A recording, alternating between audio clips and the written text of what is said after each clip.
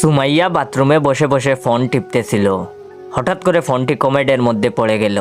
সুমাইয়া জুড়ে জুড়ে কান্না করতে লাগলো। হঠাৎ করে কমর থেকে বেরিয়ে এলো কমর পড়ি। কমর পড়ি এসে বলল, এই মেয়ে কি হয়েছে তোমার, কান্না করতেছো কেন? তখন সুমাইয়া বলল, আমার ফোনটা কমোডের মধ্যে পড়ে গেছে, তাই কান্না করতেছি। তখন কমোড পড়ি বলল, ওকে দাঁড়াও, আমি তোমার ফোন নিয়ে আসতেছি। এই বলে কমোড পড়ি কমোডের ভিতরে ঢুকলো। তার কিছুক্ষণ পর কমোড পড়ি কমোডের ভিতর থেকে একটা সোনার মোবাইল নিয়ে বেরিয়ে আসলো। আর কমোড পড়ি বলল, এই ফোন কি তোমার সেই ফোন? তখন সুমাইয়া বলল, না, এটা আমার ফোন না। তো আপনারা এখন কি ভাবছেন, সেই জলপরীর মতো আরেকটা ফোন নিয়ে আসবে? আসলে একদমই ভুল। তখন কমোড পড়ি বলল, হারামজাদি, তুই কি মনে করতেছিস?